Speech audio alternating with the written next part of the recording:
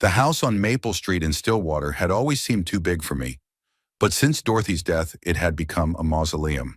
The rooms where her laughter used to sound are now filled only with the creak of the floorboards under the wheels of my chair and the ticking of the old clock in the hallway. It's been a year and a half since I saw her off, but I haven't gotten used to the silence. It weighs on me, especially in the evenings, when the lights go out and Stillwater falls asleep. I had a stroke 3 years ago when I was 69. It happened on a very ordinary Tuesday, right at breakfast. Dorothy was pouring me coffee, telling me something about the neighbor's cat, and suddenly I felt my left arm go numb.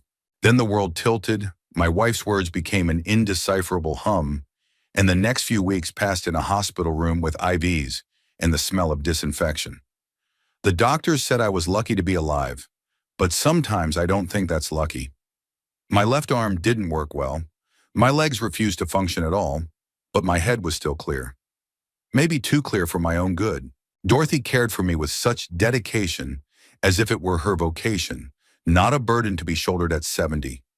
She remodeled the first floor of the house, hired workers to install ramps, widened doorways, turned a small office into a bedroom so I wouldn't have to go up to the second floor. She said we could do it all together, and I believed her. I believed her until the day I found her in the morning in our new bedroom, quiet and still, with a face that expressed an amazing calmness. Her heart had simply stopped in her sleep. The doctor said that stress and overwork had done its job, but didn't say it out loud in front of the kids, just to me, quietly as they left the room. Now only the housekeeper, Patricia, a woman in her 50s with tired eyes and a rare smile, lives with me around the house. She is silent and efficient, arriving every morning at 8 sharp, preparing breakfast, lunch, and dinner, cleaning, doing laundry, and helping me with the personal chores I can't do on my own. By 6 in the evening, she leaves for her small apartment on the outskirts of town, where she lives alone with an old cat named Chester. We hardly talk at all, which is fine with me. After my wife died, I realized that solitude can be more merciful than some kinds of communication, especially the superficial sympathy that people express out of politeness. My children visit me in different ways, and that difference says a lot about their characters. Daniel, my oldest son, stops by regularly, usually on Saturdays or Sundays, sometimes dropping by in the middle of the week after his shift. He's 46, has been with the Stillwater Police Department for 20 years, rising to lieutenant and respected by his colleagues. He's serious, reliable, a lot like I was when I was a young man working as a chief engineer in a local factory. He has the same habit of thinking his words over before saying them, in the same reluctance to show emotion in public. He never complains, never lectures me on how I should live my life, never tries to rearrange my life according to his ideas of rightness. She just comes in, sits in Dorothy's old chair next to mine, talks about her work in a leisurely and thorough manner, or watches TV with me in silence when we both don't feel like talking. Victoria is much more complicated, and that complexity has grown over the years. My daughter is 42 and has always been impulsive and emotional, but since marriage she's become even more unpredictable, as if marriage hasn't calmed her down, but rather added to her nervousness. Brandon, her husband, a man with the mannerisms of a car salesman and a smile that never reaches his eyes, works for an insurance company as a middle manager. He's about 45, wears expensive suits, drives a car he changes every 2 years, and speaks with that special enthusiasm that usually means trying to sell something. They live in another part of town, in a smaller house than ours, bought with a mortgage 5 years ago. They have 2 teenage children, Jacob and Emily, whom I see mostly at Christmas and Thanksgiving, when they come over as a family and fill the house with a noise that seems both joyful and exhausting. Victoria. I don't understand well, though I raised her with love and patience. As a child, she was an intelligent girl with a lively character, but somewhere in adolescence, something demanding and impatient appeared in her. She always wanted more than she had, and faster than she could get it. Dorothy had said it would pass with age, but it didn't. On the contrary, getting married and having children seemed to increase in her a sense of dissatisfaction with life. That Thursday, when it all started, the October rain drummed on the windows for the second day in a row, creating a dreary melody that perfectly matched my mood.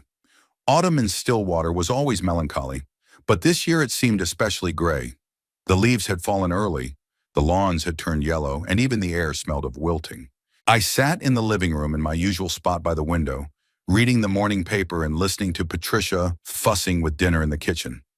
The radio was broadcasting the news, which, as always, was full of trouble and conflict.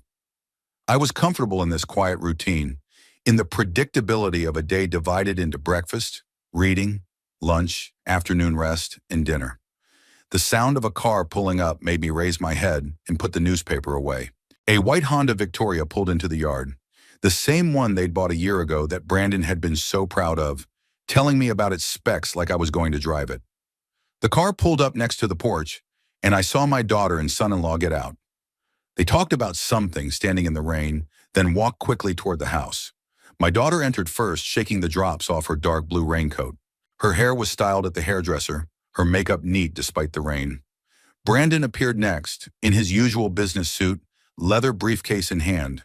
They looked like a team preparing for an important negotiation, and the resemblance struck me as not coincidental. "Hi, Daddy." Victoria kissed my cheek, leaving a light scent of expensive perfume I didn't recognize. "How are you doing? You look good." Her voice sounded a little strained, as if she'd rehearsed those words on the way over. Brandon nodded at me with a strained smile. "Robert, good afternoon. I hope I'm not interrupting. I know you appreciate the peace." He always addressed me in you, which was meant to show respect but sounded formal. "Of course not. Have a seat. Patricia's just getting dinner ready. Why don't you join us? She's roasting chicken tonight." Victoria shook her head a little too quickly. "We've already eaten, thank you. Just wanted to talk to you." She sat down on the couch across from me, the same one where Dorothy liked to settle down with a book in the evenings. Brandon settled next to his wife, setting his briefcase on the floor and adjusting the folds of his pants. There was something wary in their demeanor, some underlying tension that gave them away. I'd long ago learned to read people, especially after my stroke, when I'd had a lot of time to observe facial expressions and intonations of voices. Now I sensed that they weren't just visiting an old man, but for a specific purpose that they were going to present as concern for my well-being. "Dad, we've been thinking about your situation," Victoria began, interlocking her hands in her lap and leaning forward slightly. "The house is so big, you're alone. Patricia's only here during the day. It's not very safe, especially now that winter is coming." "I'm coping just fine," I replied calmly, but already anticipating where the conversation was leading. "Of course you're coping," Brandon hastily agreed, and his agreement sounded patronizing. "You're a strong man, Robert, but we're worried. What if something happens at night, or on the weekend when Patricia doesn't come over? A cell phone won't always save the day."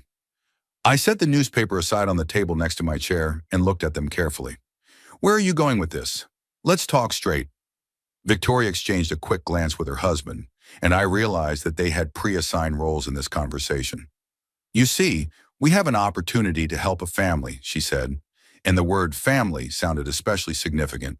"Brandon's mother, Gladys, she's recently widowed. She's 74, all alone in a big apartment downtown, spending a lot of money on rent. The pension is barely enough." "I'm sorry," I said sincerely, but already guessing that sympathy wasn't what they expected from me. "We've been thinking about this problem for a long time," Brandon continued, taking up the baton, "and came to the conclusion that it would be reasonable and mutually beneficial for Mom to move here. Look at it yourself. You've got a big house, 3 spare rooms upstairs that are just empty. She could pick any one of them, settle into her liking. Plus," Victoria picked up on that, "she's a great cook, likes to do chores. She could help Patricia or even partially replace her. And you'd feel better knowing there was someone else in the house, especially at night." I was silent, thinking about what I'd heard and marveling at their insolence. The idea was absurd for a lot of reasons, but what hurt me the most was their arrogance. They made it sound as if the decision had already been made, and all I had to do was go along with their plan, which they presented as a concern for my safety. "It's impossible," I finally said, and my voice sounded firmer than I'd expected. There was an awkward pause. Victoria blinked a few times, as if she hadn't expected such an emphatic answer. Brandon adjusted his tie and coughed. "Why?" her daughter asked, a note of irritation in her voice. "Think logically, Dad. You need help. She needs a place to live. It's basic mutual benefit. Besides, she's a very nice woman, well-mannered, neat. I shook my head slowly. First of all, I don't need any extra help. Patricia is doing just fine with her duties, and I'm doing just fine with mine. Second, this is my home, and after your mother died, I finally found peace in it. I'm not ready to share it with a stranger. A stranger? Brandon leaned forward. Robert, that's my mother. She's practically a relative. Practically doesn't mean really. She's a stranger to me. Victoria rose from the couch and strode across the living room. Her heels tapped on the hardwood floor with that nervous rhythm I remembered from her teenage years. When she was anxious or didn't get what she wanted, she always started pacing the room. Daddy, you're getting selfish, she said, stopping at the window. Since Mom died, you've completely withdrawn. Sitting here alone, like a recluse. It's an unhealthy isolation. You need companionship, a living presence around you. I need what I choose, and I choose solitude. At my age, it's natural. Brandon got up and stood next to his wife. Look, we understand your desire for solitude, but think practically. The house is huge, the heating, electricity, water costs all fall on you alone. And if Mom lived here, she could take care of some of the expenses. Money doesn't interest me. I have enough pension and savings. Enough now, persisted the son-in-law. What will it be in 5 years? 10 years from now? Inflation is rising, medical expenses are increasing. It would be wise to think about the future. I looked at him carefully. I could hear in his words the familiar intonation of an insurance agent telling a client about possible risks. Brandon, how much does your mother pay in rent for the apartment? He looked confused for a second. Well, about $900 a month, plus utilities. And you expect her to pay me the same amount? Not necessarily the same, Victoria quickly interjected. We could discuss a reasonable fee. The key is mutual benefit and assistance. I grinned. So your mother would get a house instead of an apartment, a caring neighbor instead of loneliness, and still save on rent. And I get a stranger in my house in the need to adjust to someone else's habits. Where's the mutual benefit in that? Victoria turned sharply toward me. You get company? Someone to be there for you if something happens. Someone to cook, to keep things in order. I have Patricia for household chores, and I'm not looking for the company of a strange woman. She's not a stranger. Brandon raised his voice. This is my mother, the woman who raised me, educated me, worked as a nurse all her life. She deserves a peaceful old age. Certainly deserves it, but not in my house. There was a heavy silence. Outside the window, the rain continued to drizzle, and the drops dripped down the glass, creating bizarre patterns. I heard Patricia opening the oven door in the kitchen, probably checking on the chicken. Victoria returned to the couch but didn't sit down, instead standing behind the back of it with her hands on the upholstery. Dad, I know it's hard for you after Mom's death. It's hard for me too. But life goes on. You can't sit here alone forever with the memories. I can. I will. It's not life. It's existence, she said hotly. Mother wouldn't want to see you like this. At the mention of Dorothy, something clenched in my chest, but I didn't let my emotions take over. Don't you dare tell me what your mother would want. She would want me to be happy, and happy I am in peace and alone. Brandon sat back down on the couch and pulled his phone out of his pocket. Maybe you should meet your mom. Talk to her. She's a very interesting woman, reads a lot, knows tons of stories from the hospital where she worked. No thanks. Getting to know her would only make rejection more difficult. Rejection? Victoria straightened up. Dad, don't you even want to think about our proposal? I've already considered it. The answer is no. She walked around the couch and sat down next to me, taking my healthy hand in her palms. Her hands were warm and soft, and for a second I remembered what a little girl she had once been. Look, she said more quietly, I know we're not the closest. I know I'm not like Daniel. I don't visit you every week, but I worry about you. It scares me to think that you might fall or something might happen to you and no one will be around. Daniel visits me regularly. I have a phone. I have neighbors. Neighbors? She shook her head incredulously. The old Phillipsons? They can barely walk themselves, and a phone won't help if you pass out. Brandon nodded. Besides, Mom could help with the grandkids. Jacob and Emily could spend more time here, especially in the summer. The house would come alive. I don't want the house to come alive. I want it to be quiet. Silence is death, Victoria said sharply. You're burying yourself alive. Perhaps, but it's my choice. She let go of my hand and stood up. Her movements read growing frustration. Okay, what if we could find a compromise? Mom could live here not all the time, but a few days a week, or only in the winter when it's especially hard for her to be alone. Victoria, you're not hearing me. The answer is no. A definitive and irrevocable no. Brandon stood up and walked over to the window. His back was to me, but I could see his reflection in the glass. His face expressed the irritation he was trying to hide. Robert, he said without turning around, I didn't want to say this, but Mom's in quite a predicament. The rent has gone up, the pension is short. She's a proud woman, doesn't ask for help, but we can see she's having a hard time. Then help her with money, or let her move in with you. It's impossible to move in with us, Victoria replied quickly. We have a small house and the kids are taking up both spare rooms. So get her a smaller apartment, or help with the rent. There was a pause. Brandon turned to me, and I saw something new in his eyes, something akin to calculation. It's not just the money, he said slowly. Mom has started having memory problems. Small but noticeable. She sometimes forgets to turn off the gas, loses her keys. The doctor says it's age-related, nothing serious, but it's not safe for her to live alone anymore. Victoria nodded. You see, Dad, she really needs help, and you could get it. I looked at them carefully. If she's having memory problems, what help is she going to give me? More like the opposite. I'll have to keep an eye on her. The problems are minor, Brandon said hastily. She's quite independent. Just needs someone to be around in case. In case of what? For me to call an ambulance when she forgets to take her meds? To look for her all over the house if she gets lost? Brandon, think about it. An invalid and a woman with memory problems under one roof is a recipe for disaster. You're being dramatic, Victoria said. She has mild forgetfulness, not Alzheimer's. Not a disease yet. What will it be in a year? In 2? Am I going to be responsible for someone else I don't know well? Brandon sat back down and leaned toward me. Robert, it's not like we're going to leave you alone with her. We'll visit regularly, help you out. And Patricia will stay, so you'll have an extra pair of hands. Patricia works with me, not outsiders. And I'm not about to turn my house into a nursing home. A nursing home? Victoria jumped up. Dad, how can you say that? We're offering to help you help a family. Whose family? My family is you and Daniel, and Gladys is Brandon's family.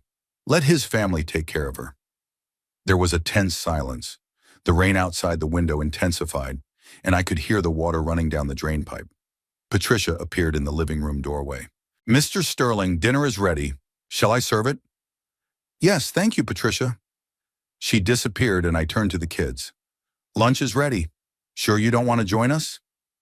Victoria shook her head. No, we should go. She grabbed her purse from the couch. Dad, please think again about our offer. We're not rushing you, but you're counting on me to change my mind. That's not going to happen, Victoria. Brandon stood up and picked up his briefcase. Okay, we understand your position. But let me give you one piece of advice. Sometimes helping others brings more joy than we expect. And sometimes it brings more trouble than we can afford, I replied. They headed for the exit. At the door, Victoria turned around. We'll be back in a few days. Maybe you could talk to Daniel in the meantime? Get his opinion? Daniel's opinion interests me. Your plans for my house are not. The door closed behind them with a soft click. I stayed in the living room, listening to their car start and drive away. Patricia brought in a tray of lunch and set it on the table next to my chair. Thank you, I told her. She nodded and headed back to the kitchen. I started to eat, but there was no appetite. The conversation with Victoria and Brandon had left an unpleasant residue. Their suggestion was absurd, but their insistence bothered me. I knew my daughter well enough to know that she wouldn't give up after the first rejection, and that disturbed me more than I'd like to admit. They returned on Tuesday, exactly 5 days after our conversation. This time they weren't alone. They were accompanied by a woman in her 70s, with neat gray hair and attentive brown eyes. Gladys herself, I realized at once. I was sitting in the living room, sorting through old photographs from a box Patricia had pulled from the mezzanine. Since Dorothy's death, I hadn't dared to revisit the family photos. But today, for some reason, I felt the urge to go back in time. I was holding a 30-year-old photograph of my wife and me at a picnic, little Daniel and Victoria playing in the background. Everyone looked so happy and carefree. The sound of car doors made me put the picture away. I pulled up to the window and saw three adults getting out of the car. Brandon was helping an elderly woman out, and Victoria was animatedly explaining something to her, pointing toward the house. The picture looked rehearsed, as if they had assigned roles in the upcoming play. Gladys appeared to be a short, full woman in a dark green coat and comfortable shoes. She walked slowly toward the porch, leaning on her son's arm, and scrutinized the house. Her gaze read not just curiosity, but something evaluative, as if she was already mentally arranging her furniture here. "Papa, we've brought you a guest," Victoria announced, entering the living room first. Her voice sounded deliberately cheerful. "Meet Gladys, Brandon's mom." The woman approached me with a smile that seemed genuine. "It's very nice to meet you, Robert. Brandon and Victoria have told me so much about you. What a wonderful home you have, and so well maintained." "Thank you," I replied demurely. "Please have a seat." Gladys sat down in Dorothy's chair, a move that struck me as symbolic and unpleasant. Victoria and Brandon made themselves comfortable on the couch, just like last time. "We thought you two should meet," Brandon said. "Gladys really wanted to see the house and meet you in person." "Yes," his mother nodded. "The kids told me about your offer, and I thought it would be right to talk first to get to know each other better." I looked at Victoria. "My proposal?" My daughter blushed slightly. "Well, Daddy, we did discuss the possibility of—" "We didn't discuss anything. You made an offer, I declined. It wasn't a dialogue, it was a unilateral initiative." There was an awkward pause. Gladys shifted her gaze from me to her son, then to Victoria. "Did I misunderstand something?" "It's okay, Mom," Brandon said quickly. "Robert's just being cautious. It's natural." "I'm not being cautious." I said a clear no, and my position hasn't changed. Gladys straightened in her chair. "I see. Then I apologize for disturbing you. Apparently the children were in a hurry." "Mom, don't jump to conclusions," Victoria interjected. "Dad just hasn't realized the full benefits of our idea yet." "I'm perfectly aware, and I don't see the advantages." Brandon leaned forward. "Robert, maybe we should give Gladys a chance to tell you about herself. It's not like you don't know each other at all. Familiarity implies mutual interest, and I have none." The words came out sharper than I'd intended. Gladys pressed her lips together, and I saw a flicker of resentment in her eyes. The woman wasn't to blame for my in-laws' ambitions, but the situation was already beyond the bounds of politeness. "Look, Robert," she said quietly, "I'm not asking for alms. I have my own place, my own livelihood. It's just that the children decided it would be better for both of us not alone. I'm better off alone." "That's not a healthy attitude," Victoria said sharply. "Dad, you're turning into a misanthrope." "Perhaps, but that's my right." Brandon stood up and paced the room. "Okay, let's try this another way. What if Mom stays here for a few days? Not as a permanent resident, but as a guest. You two get to know each other better. See how you get along." "No." "Why not?" Victoria raised her voice. "What would it cost you to show some basic hospitality? Hospitality implies that guests are invited. I haven't invited anyone." Gladys rose from her chair. "I think I'd better wait in the car. Apparently the conversation is getting too personal." "No, Mom, sit," Brandon said stiffly. "Robert, we're trying to resolve a family problem in a civilized manner. Your intransigence is astounding. It's not a family problem. It's your problem that you're trying to make mine."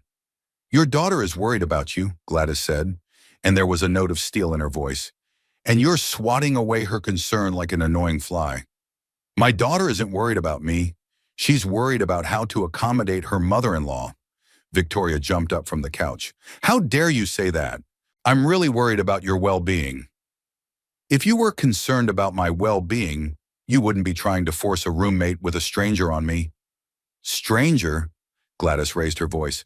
"I'm the mother of your son-in-law, the grandmother of your grandchildren. And what does that change? You remain a strange woman to me." Brandon turned to me abruptly. "You know what, Robert? You're acting like a selfish old man, sitting alone in a huge house and not willing to share even a crumb of your space with someone who really needs help. My house, my rules, your home." Victoria moved closer to my chair. "Who helped you after your stroke? Who remodeled the house Installed ramps, hired caregivers. Daniel and I put a lot of money and time into this house, which I'm grateful for. But gratitude doesn't give you the right to control my life. We don't, Brandon said. We're asking for humanity. Humanity is not letting in people you don't want to see. Gladys stood up and headed for the door. That's it. I'm leaving. I'm not going to listen to insults. Mom, stop, Brandon called out to her. Robert, apologize to Mom, immediately. For what? For being rude and disrespectful. I wasn't rude. I was honest. Victoria stepped up close to my chair. Her face was flushed, her eyes glittering with anger. Daddy, you've completely embittered yourself. Mom wouldn't recognize you now. Don't you dare bring your mother into this. And you dare tell me what I can and can't do. Have you forgotten that I'm your daughter? The daughter who's trying to turn my house into a dormitory. A dormitory? Brandon stepped toward us. We offer you the company of a decent man and you. I don't want to hear anything.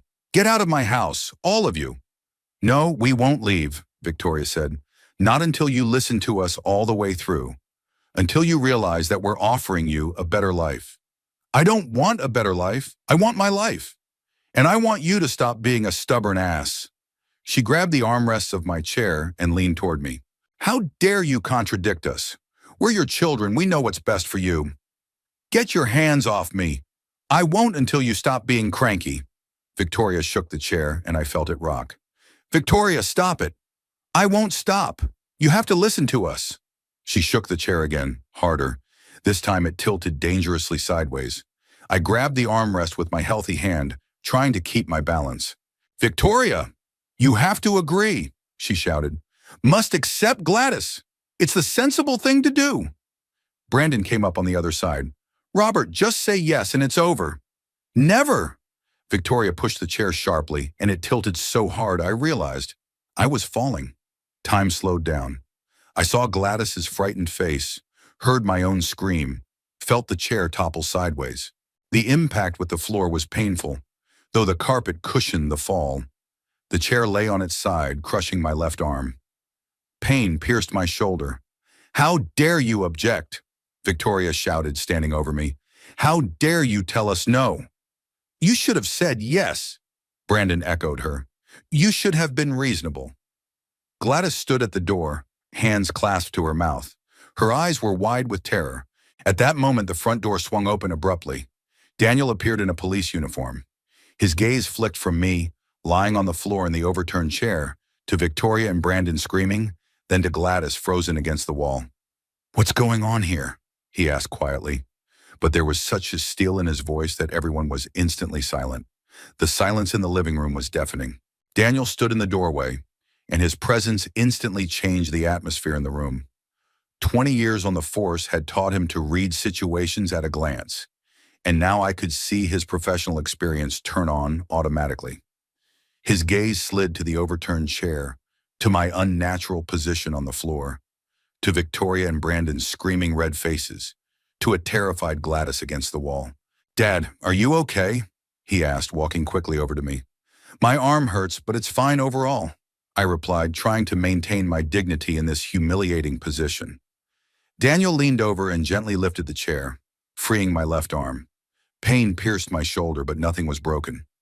My son helped me climb back into the chair, checking the wheel mounts, making sure the mechanism was intact.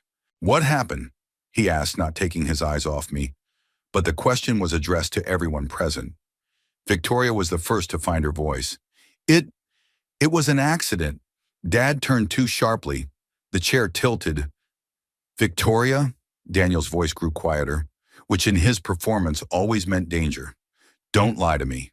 I can see perfectly well what was going on here. Nothing much was going on, Brandon interjected. We were just discussing family matters. The conversation got emotional. Disgust? Daniel turned to his son-in-law. From what I saw when I walked in, you and your wife were standing over your father, yelling at him as he lay on the floor. Daniel, please, Victoria stepped up to her brother. Don't make a big deal out of it. Yes, we raised our voices a little, but a little. He looked at her the way he would look at a suspect during an interrogation. I heard the screams back on the street, and when I came in, I saw Dad on the floor in an overturned chair. Are you saying that's a coincidence? Brandon took a step forward. Daniel, I realize the picture doesn't look good, but we didn't intend to hurt Robert. We were trying to convince him to make a reasonable decision. What decision? They want to put Brandon's mother in here, I said tiredly. I refused. They tried to change my mind quite persistently. Daniel slowly looked around the room. Which one of you pushed the chair? A pause hung. Victoria and Brandon looked over at each other. Gladys continued to stand against the wall, as if trying to become invisible. It was an accident, Victoria finally said.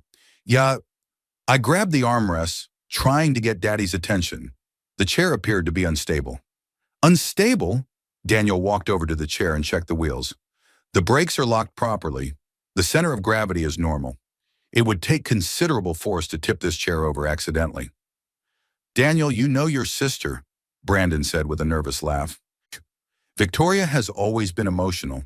When she worries, she doesn't calculate her strength. Yeah, I know, my son replied calmly. That's why I'm asking. Was it intentional or careless? Victoria blushed even more. You suspect me of intentionally attacking my own father? I'm gathering information about the incident.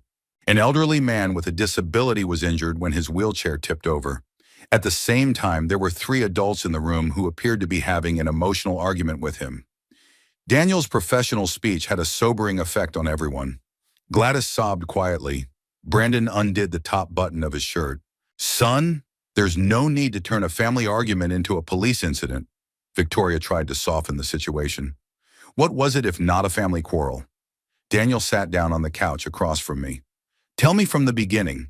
What were you two arguing about? Victoria sat down next to her brother. We were trying to work things out with Gladys. She's widowed, living on her own, having a hard time coping. We suggested that Daddy take her into the house. There's plenty of room. They'd both be better off not alone. Dad refused? Categorically. Didn't even want to discuss the options. Daniel turned to me. Why? Because this is my home, and I don't have to share it with strangers. After your mother died, I finally found peace. I don't intend to disturb it. I see. He looked at his sister again. And you decided to force him to agree? We tried to explain to him the benefits of our offer, Brandon said, to show that it was mutually beneficial. By physical coercion? There was no physical coercion at all, Victoria blurted out. I wanted to get his attention, to get him to listen to us to the end. By shaking the invalid's chair? Daniel, she jumped up from the couch. You're talking to me like I'm a criminal. And you're acting like a criminal. Her son's voice grew even quieter. Victoria, you used physical force on a defenseless man to coerce his consent. What do you call that? Defenseless? Brandon laughed nervously. He's giving us all a headache with his stubbornness. We're trying to help him, and he has the right to say no, Daniel interrupted him. It's his home, his life, his decision, and no one has the right to force it on him. We didn't force it, Victoria shouted. We were trying to reason with a stubborn old man. Reason? Daniel stood up. Victoria, listen to yourself. You're justifying violence with good intentions. What violence? I pushed the chair. By accident. After yelling at him and demanding consent, after he said no several times. That's not an accident. That's coercion.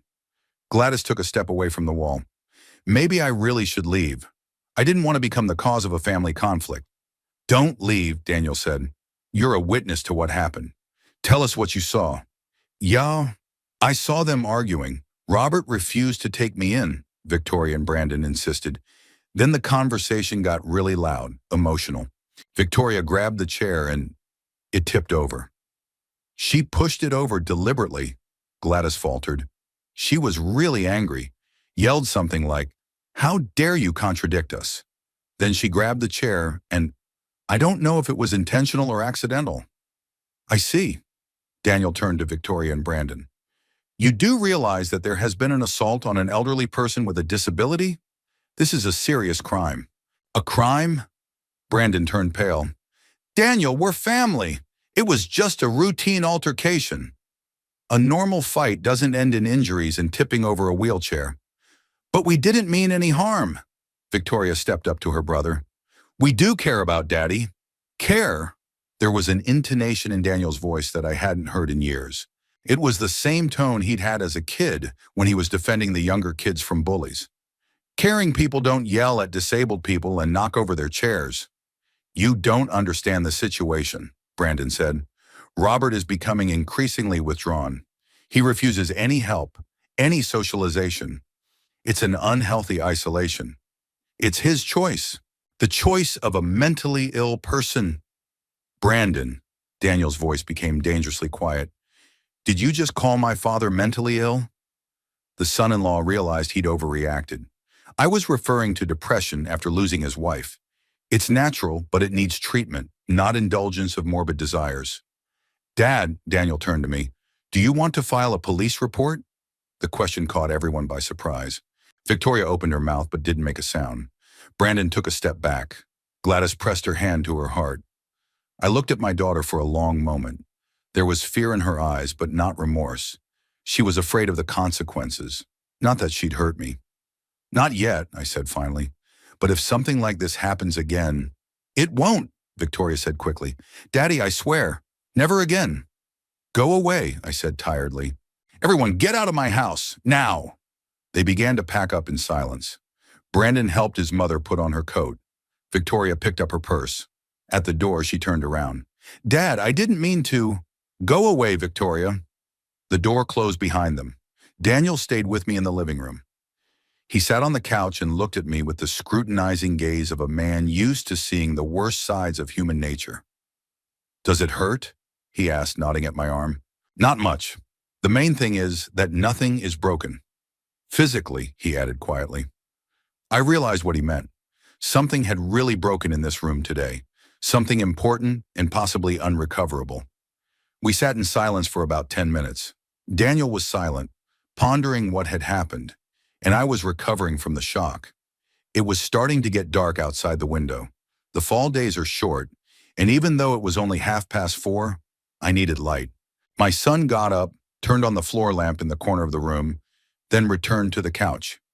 Tell me everything from the beginning, he said at last. I recounted both of Victoria's visits with Brandon to him in detail. How they'd first come with an offer on Gladys, how I declined, how they'd returned today already with the woman herself. Daniel listened intently, occasionally asking clarifying questions. His face remained impenetrable, but I could see the muscles in his jaw tensing as I recounted particularly unpleasant moments. So they brought Gladys in despite your clear refusal, he summarized. Exactly. They presented the case as if I had consented to the acquaintance. And when you refused again, they tried to coerce you by force. Victoria lost control, started yelling that I had no right to oppose them, that they knew what was best for me. Daniel shook his head. Dad, there's something I have to tell you. Victoria called me last week, told me about this Gladys idea, asked me to talk to you, to convince you to go along with it. And what did you say? That it's your decision and no one has the right to force you. She didn't like my answer. Tell me more. Daniel rubbed the bridge of his nose, a gesture he'd inherited from me. She started by saying she was worried about your loneliness, said you needed company, that the house was too big for one person. I replied that you're a grown man and you know what you need on your own. Next. Then she moved on to arguments about safety. What would happen if you fell at night, if something happened over the weekend? I reminded her that you have a phone, that the neighbors are close by, that I visit regularly. Then she told me about Gladys. Poor widow, lives alone, spends all her money on rent. She has memory problems, but not critical. She needs support, and you need company. Perfect solution for everyone. I hummed. Same song she sang to me. But when I told her the decision was up to you, she started pushing differently. Daniel was quiet for a moment, picking his words. She said you were getting stubborn and irrational, that after your stroke and your mom's death, your mental state had deteriorated, that we kids need to make decisions for you before it's too late. Make decisions for me? Her exact words were, sometimes adult children need to become parents to their parents. She doesn't think you're capable of adequately assessing the situation. That didn't surprise me, but it was still unpleasant to hear. What did you say? That she's deluded, that you are perfectly capable of judgment and have the right to live your life as you see fit, even if the people around you don't like it. How did she react? Angry. Said I've always been your favorite, and I don't see the problems that are obvious to everyone else. That it was time to stop indulging your whims and think about practical things. What practical things? Daniel stood up and walked over to the window, standing with his back to me, but I could see his tense silhouette in the reflection of the glass. This is where the fun part starts. She asked if I'd thought about what would happen to the house when you were gone. About the will? Exactly. She said the house is big, expensive, it could be sold for good money. But while you're alive, it'll just sit empty, and you could be making good use of it by now.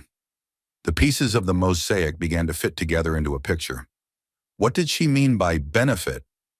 Renting it out. If you took Gladys in as a lodger, that would be a start. Then you could rent out another room upstairs. Or two. Gradually turn the house into a profitable dwelling. And give me the role of caretaker in my own house? Something like that. She talked about judicious use of space and extra income in her old age. I felt anger rising somewhere in my chest. So it wasn't about my loneliness or safety? I guess not. Daniel turned to me. Dad, there's something else I need to tell you. Victoria and Brandon are having financial problems. What kind of problems? Brandon lost his job 3 months ago. He was downsized at the insurance company. So far, he hasn't found anything permanent, just temporary part-time jobs. Victoria didn't tell me anything. She didn't want to bother you, but the mortgage on the house, the car loans, the kids' expenses, it's all gone nowhere. They're barely making ends meet. So they decided to make things better at my expense. Not directly. But if they could convince you to rent out rooms, they could get a percentage of that income as organizers, or just count on your financial help as a thank you for caring. I leaned back in my chair, trying to digest what I'd heard. So this whole Gladys thing was just the first step in a bigger plan. They wanted to turn my house into an income stream and me into a docile old man who didn't ask questions. Daniel, what do you know about this Gladys? Not much. She was actually widowed 6 months ago, lived with her husband in her own apartment. But after he died, it turned out there wasn't enough money to maintain the place. The apartment had to be sold. She's renting now. Memory problems? There are, but not critical. Just normal age-related changes. She's independent, adequate, can live alone. So she doesn't need constant supervision. No, she just needs a cheaper place to live, which I should provide out of a sense of kinship. Sounds like it, I wondered. Victoria and Brandon's plan was well thought out, albeit cynical. They used my weaknesses, loneliness, age, disability, to present their proposal as a concern for my well-being. In doing so, they solved their financial problems and set a precedent for further manipulation. Daniel, what do you think of today's incident? As a police officer? The son sat back down on the couch.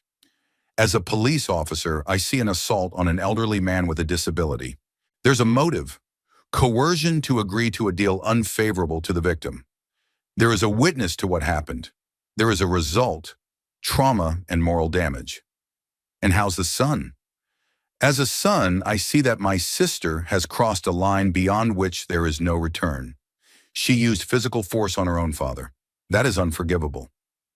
What are you going to do? That depends on you. If you want formal proceedings, I'll make a report. If not, I'll talk to Victoria and Brandon informally. But either way, something like this shouldn't happen again. I looked at my son and realized that he was serious about protecting me from my own children. It was both touching and sad at the same time. The family that Dorothy and I had spent 30 years building was falling apart before our eyes. We'll dispense with the protocol for now, I decided.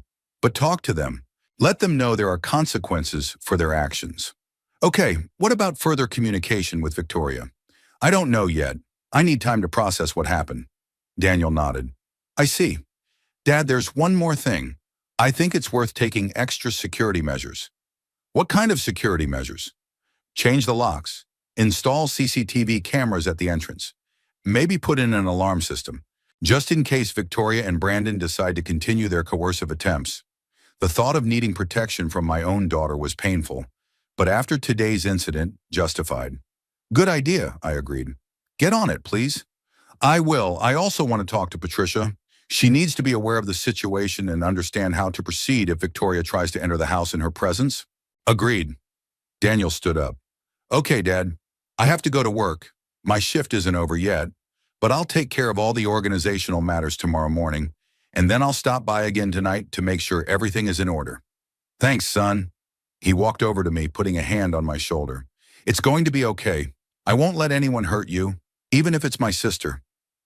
After he left, I was alone in the living room, which still bore the marks of the recent conflict. One of the armrests of the chair was scratched, and there were wheel marks on the carpet.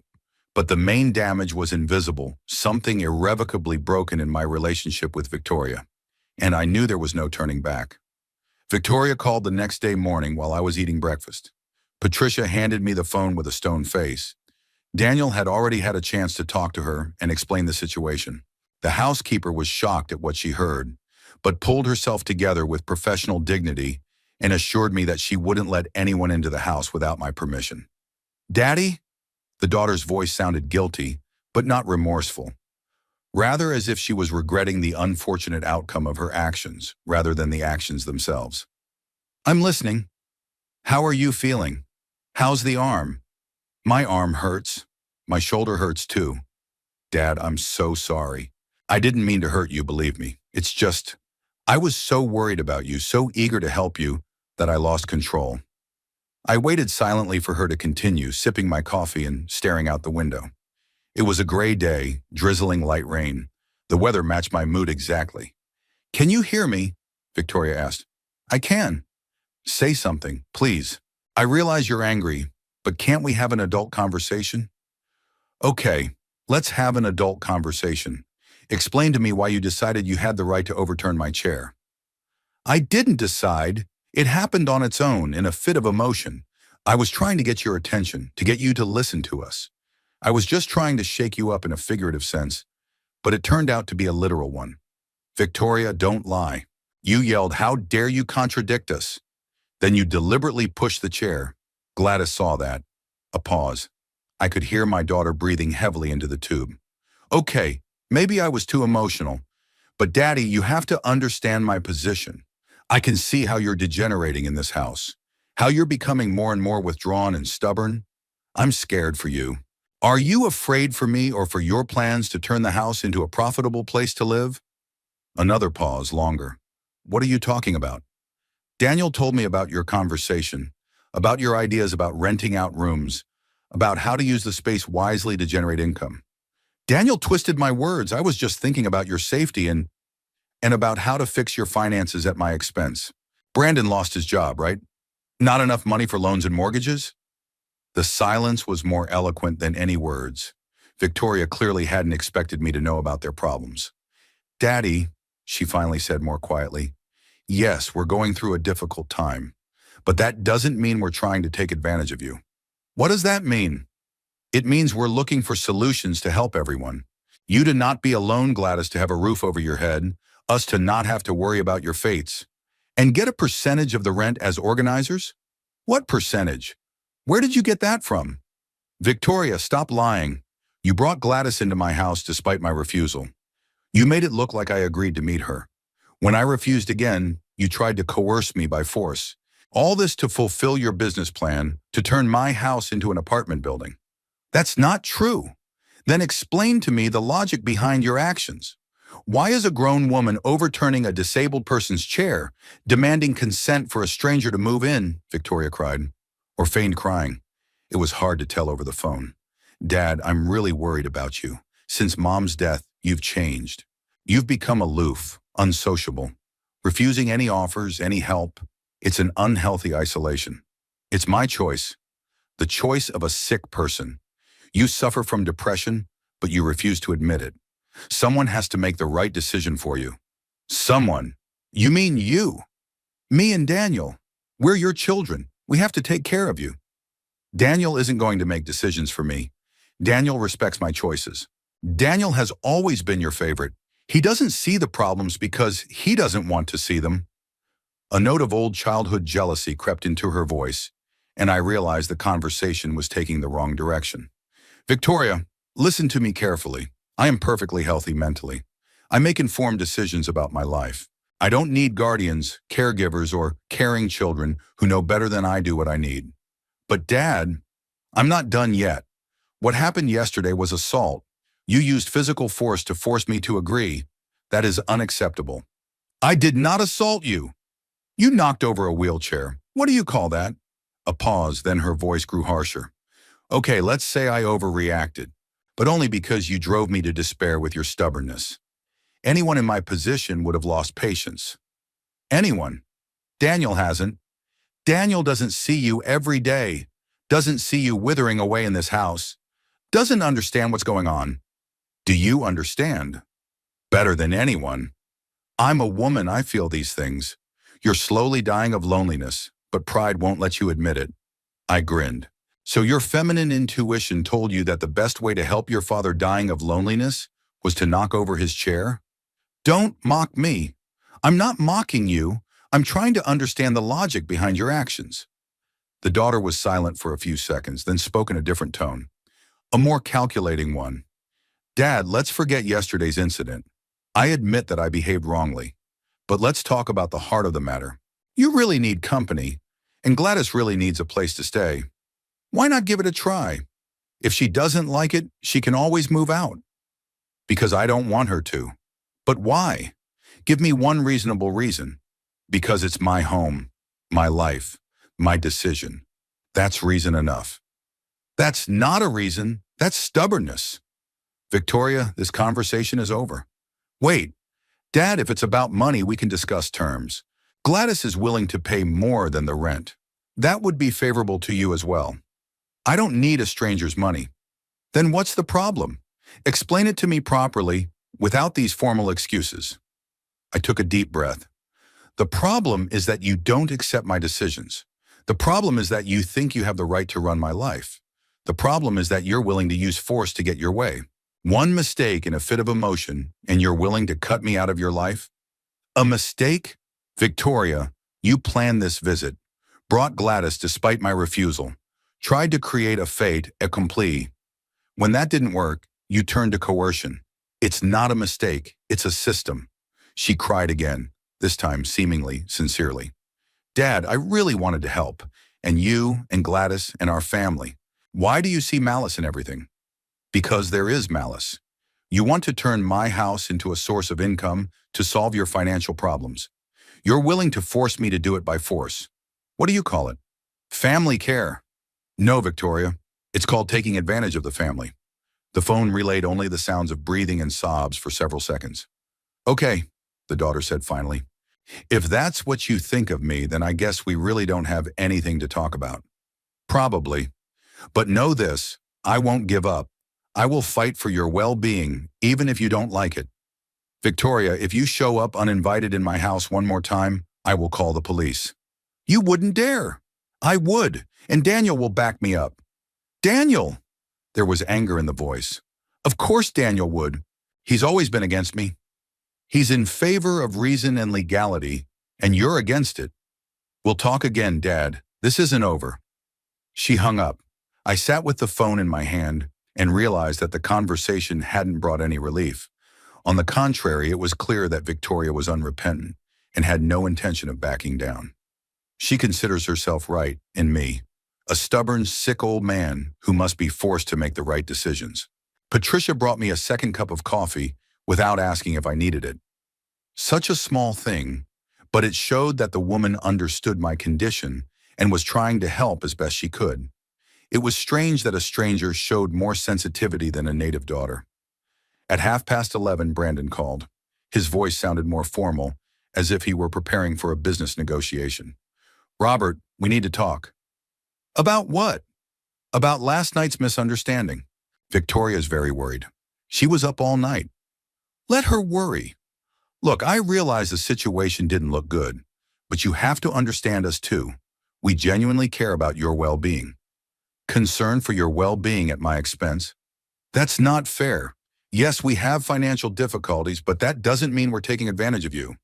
Then explain to me the plan with the gradual conversion of the house into an apartment building. The pause was eloquent. Where did you get that from? It doesn't matter where from. What matters is that it's true. Robert, we were just looking for options that would help everyone. The house is big. There are a lot of rooms. Why not make the most of them? Because it's my house, not a for-profit business. But think practically. You alone occupy a huge space, and people need a place to live. It's an unwise use of resources. I almost marveled at his audacity. Brandon, are you suggesting I turn my own house into a dormitory in the name of social justice? I'm suggesting you think about the future, about what happens when you get even older. The extra income would come in handy to pay for caregivers, medical services. I have savings and insurance. You do now. What about 10 years from now? Healthcare is getting more expensive. Inflation is rising. It would be wise to create an additional source of income now. The smart thing would be for you to get a job and not make plans for my house. Brandon's tone changed. You know what, Robert? You're acting like a selfish old man, sitting on a pile of resources and not wanting to help anyone, not even your own family. My own family tried to cripple me yesterday. Victoria just lost her patience. Anyone in her position would have taken my refusal for granted. Your refusal is unreasonable. My refusal is final. Tell that to Victoria. I hung up the phone and leaned back in my chair. In one morning, it had become definitively clear that my daughter and son-in-law were not going to back down. They see themselves as right and me as an obstacle to a just resolution of family problems. And that realization was frightening. Daniel arrived at 2 in the afternoon with a master locksmith and boxes of some equipment. I watched from the living room window as they unloaded the new locks, CCTV cameras, and alarm unit from the car. The sight was both reassuring and depressing. Good to have a protector, but sad to have to defend myself against my own children. How was your morning? My son asked, entering the house. Both Victoria and Brandon called, tried to make excuses and continue their line. Tell me about it. I recounted both conversations without withholding details. Daniel listened in silence, but his face was slowly getting stony. He seemed particularly hurt by the part about Victoria threatening not to give up. So she's unrepentant, he stated. What's more, she thinks she's right, and me as a sick old man incapable of making adequate decisions? That's what I thought. Daniel sat down on the couch across from me. Dad, I made some inquiries about Brandon this morning. The situation is worse than I thought. Tell me about it. He wasn't fired for downsizing, but for misconduct. He sold customers insurance policies that weren't right for them for the sake of increased commissions. When the deception was uncovered, the company fired him and is suing him for reputational damage. Seriously? Very. He's facing not only financial liability, but a ban from working in the insurance industry. And he has virtually no other skills. I shook my head. So they're not just experiencing temporary financial difficulties. They're on the verge of collapse. Exactly. And in that situation, your house looks like a lifesaver for them. Big, expensive, with the possibility of room rental income. And I'm an unfortunate obstacle to be removed or forced into submission? I'm afraid so. Daniel rubbed the bridge of his nose. Dad, there's one more thing. I checked Victoria and Brandon's credit history. They have 3 late payments on their mortgage. The bank has already sent a warning about a possible foreclosure on the house. This news hit me harder than expected. Imagining my daughter and her family without a roof over their heads was painful, despite everything that had happened. How much time do they have? If they don't pay the debt within a month, the bank will start foreclosure proceedings, and the debt is already about $15,000. I see, I wondered. Daniel, do you think if I help them with the money, they'd get off my back with this Gladys story? My son shook his head. No, Dad. It's more like the opposite. They would have taken your help as confirmation that pressure works. That if you push hard enough, you'll eventually agree. So it would have encouraged their aggressive behavior. Exactly. Besides, $15,000 is just the current debt. And there's another 20 years of mortgage payments ahead, plus other loans. You won't be able to support them for the rest of your life. The logic was ironclad, but that made it no less painful. It turns out I have to let them fall so they realize the gravity of the situation. You have to protect yourself from their attempts at coercion, and their financial problems are their responsibility. The doorbell rang. Daniel went to open it and returned with the foreman, a short man in his 50s with a professional look. This is Frank, the son introduced. Sarai Tamalchwarnin. He'll install the new locks and security system. Frank proved to be a man of few words, but competent. He quickly assessed the situation, determined where best to place the cameras, and explained how the alarm system worked. While he worked, Daniel and I discussed the details of our new reality. You and I will be the only ones with keys, my son said. I'll give Patricia a separate set, but I'll ask her not to leave them unattended. What if Victoria tries to force her way into the house? The alarm system will go off. The cameras will record everything that happens. I'll get a signal on my phone and be there within 10 minutes. And if I'm not home, then it will be caught on video at the moment the locks are picked. That's enough for a criminal case. The thought that my daughter could become a felon for trying to break into my house was surreal. But after last night's incident, it was very real. Daniel, what if they try to use the grandkids? I asked. Bring Jacob and Emily over. Have them talk me into it? The son frowned. I don't think Victoria would go for that. She realizes that dragging children into an adult conflict would cross another moral line. And I'm not sure of her moral boundaries. She crossed physical violence yesterday. Okay, let's consider that option too. If they bring the kids, you just don't open the door. You say over the intercom that you're ready to meet the grandkids, but without their parents. What if the kids start crying, demanding to see their grandfather? Then Victoria will have to explain to them why Grandpa's afraid of them. I think that's going to be a challenge. Frank finished installing the locks and moved on to the cameras. He placed one above the front door, one in the courtyard, and one in the first floor hallway.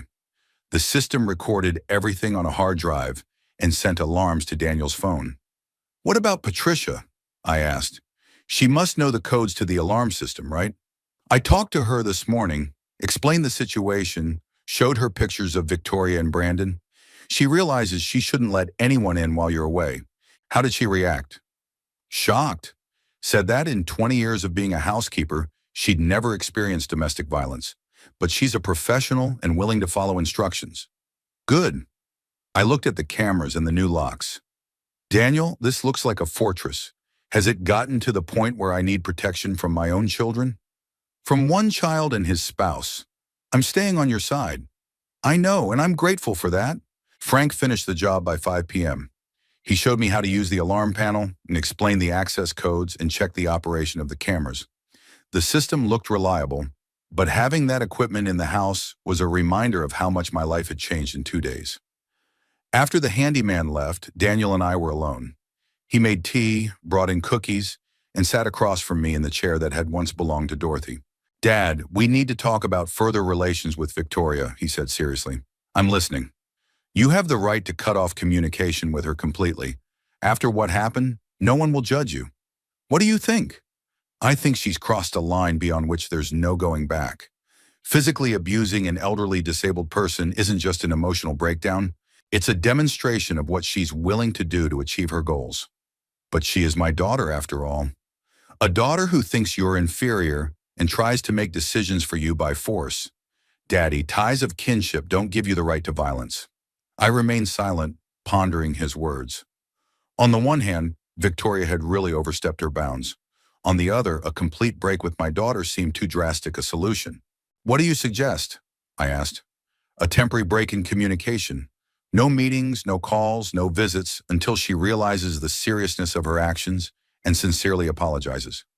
And if she doesn't realize, then the breakup will become permanent. Dad, you don't have to tolerate abuse, even from relatives, especially from in-laws. What about grandchildren?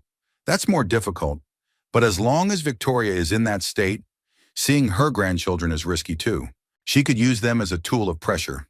I nodded. Okay, a temporary gap. But what about the practical side? What do we do if she does try to come over? Don't answer the door. If she insists, call me. If she tries to force her way in, the alarm will go off and I'll come with the police. Arrest your own sister? If she breaks the law, yes.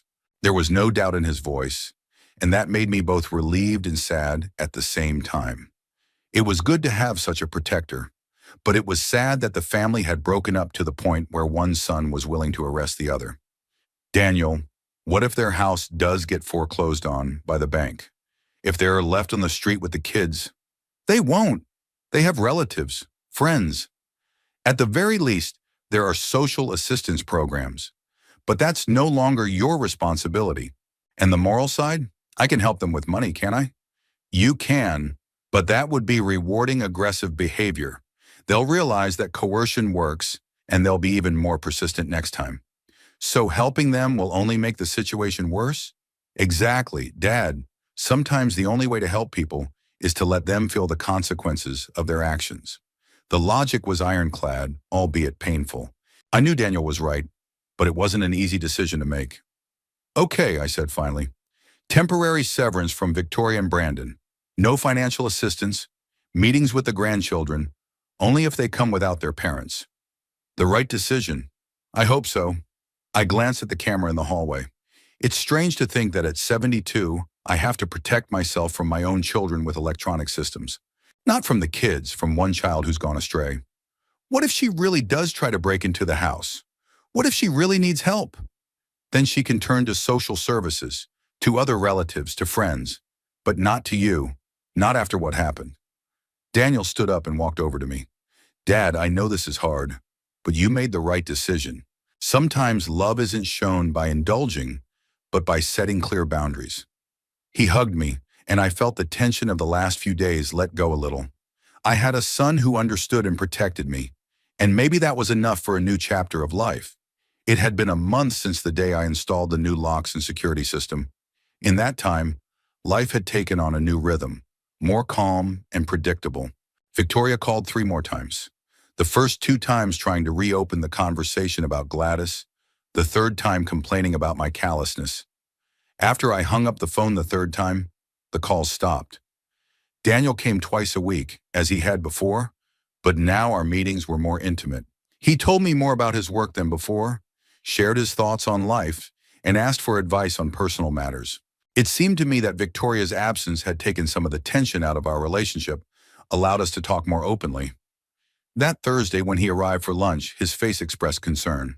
Patricia had served his favorite chicken casserole, but he ate absent-mindedly, clearly pondering something. Is something wrong? I asked. The bank foreclosed on Victoria's house last week, he said blandly. The news hit me, though I'd been expecting it. Where are they living now? Renting a small apartment on the outskirts. Jacob and Emily moved in with Brandon's parents. There's not enough room for everyone. Imagining her grandchildren in someone else's home, separated from their parents, was painful. How are they handling it? Badly, especially Emily. She doesn't understand why they can't live in a familiar home, why mommy cries all the time, why grandpa doesn't visit them. And what do they tell them about me?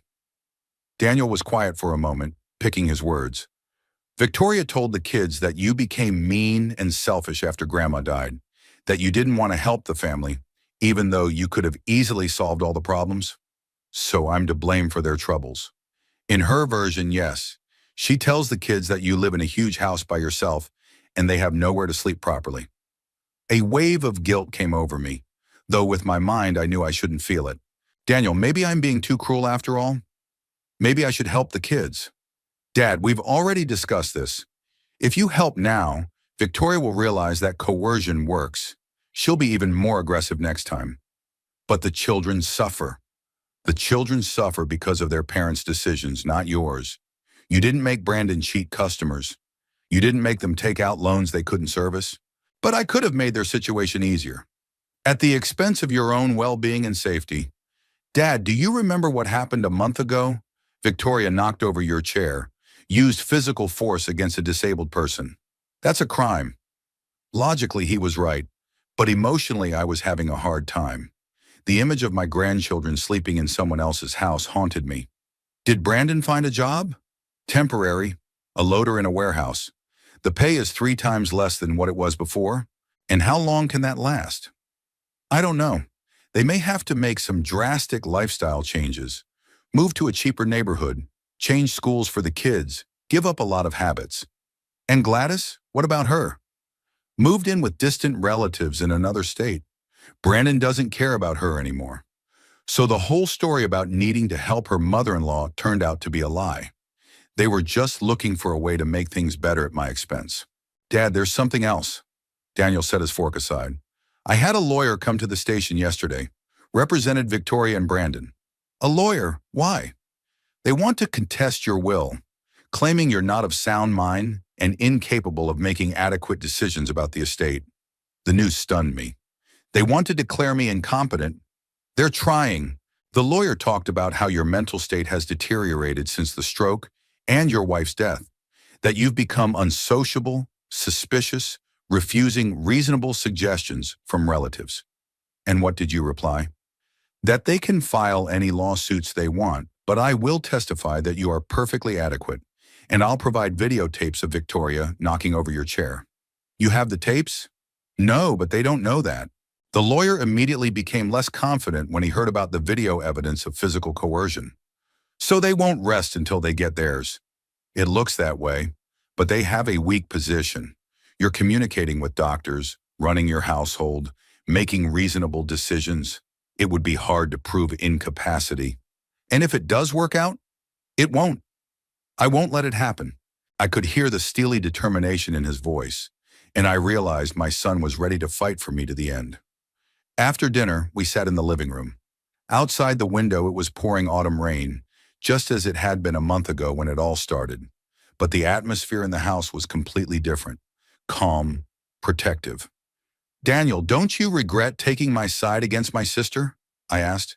No, I sided with justice against coercion. Victoria made her choice when she raised her hand against you. What if she comes to her senses? Apologizes? Then we'll discuss the possibility of resuming communication. But until she admits her guilt and changes her behavior, there's nothing to talk about. And the children? I feel sorry for them. So do I. But they're hostages to the situation their parents created. You can't save them by sacrificing yourself. We were silent, listening to the rain pounding on the glass.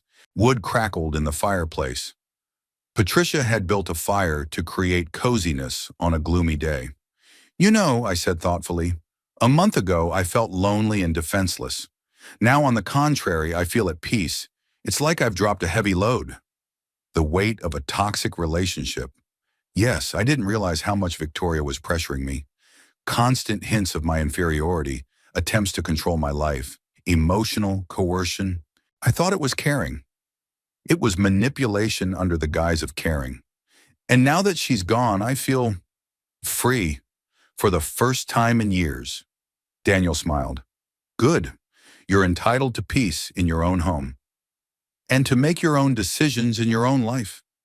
Especially to that.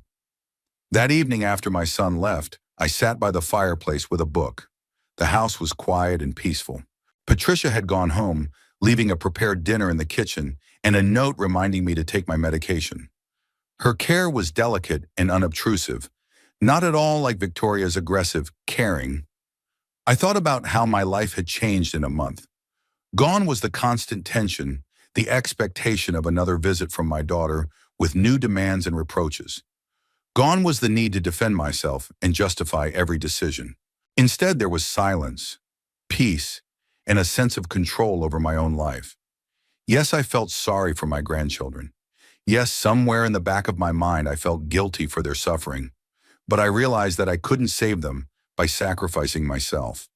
And that my help would only make things worse by letting Victoria know that coercion was working. The phone rang around 9 o'clock at night.